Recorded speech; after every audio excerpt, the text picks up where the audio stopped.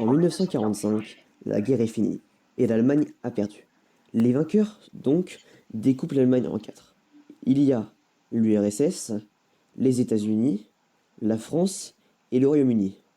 Mais vu que les États-Unis et l'URSS sont, entre guillemets, ennemis, ils forment le bloc de l'Est, donc l'URSS, et le bloc de l'Ouest, les États-Unis et leurs alliés, dont la France et le Royaume-Uni.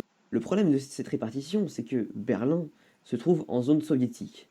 Et vu que c'est la capitale, elle aussi est séparée en quatre. Donc, il y a une partie du bloc de l'Ouest qui se trouve dans le bloc de l'Est, ce qui va énerver Joseph Staline.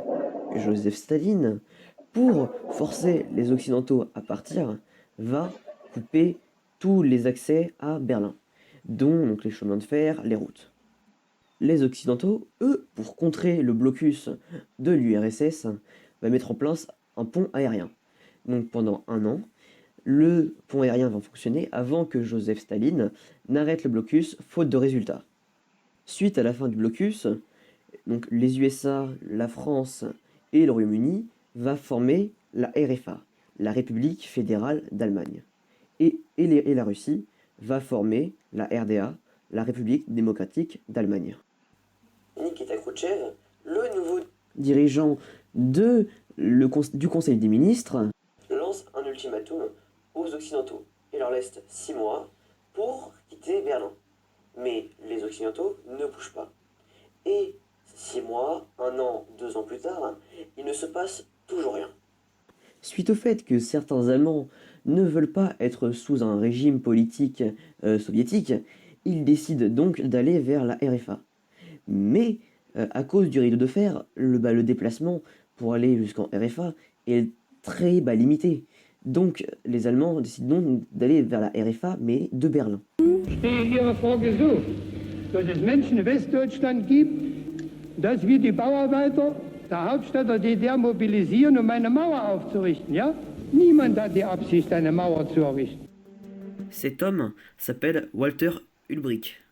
Walter Ulbricht est un menteur, car lui et Nikita Khrouchtchev pensaient déjà depuis très longtemps à créer un mur entre Berlin-Est et Berlin-Ouest, pour empêcher les gens de la RDA de fuir vers la RFA. Le 13 août 1961, le mur commence à être construit. Mais il est construit en zone russe. Donc, les Occidentaux ne peuvent pas attaquer le mur et le détruire, parce que ça déclencherait une guerre. Le mur arrange les Occidentaux, car cela montre que Berlin-Ouest leur appartient. Donc, ils ne vont pas intervenir quand les Russes vont créer le mur. Checkpoint Charlie est l'un des nombreux points de passage pour passer de la RFA à la RDA. Pour passer, il faut un passeport et une autorisation, sauf pour les diplomates des pays. Pour eux, il suffit juste de montrer leur identité et leur plaque d'immatriculation, et ils pourront passer. Sauf que, un jour, en octobre 1961, les soldats allemands de la RDA ne laissent pas passer les représentants des USA. Donc les USA repartent et reviennent le 27 octobre avec des tanks pour les escorter. Donc l'URSS envoie lui aussi des tanks, et pendant 16 heures, les tanks de l'URSS et des USA vont se faire face. Mais ils vont réussir à trouver un terrain d'entente et à calmer le jeu.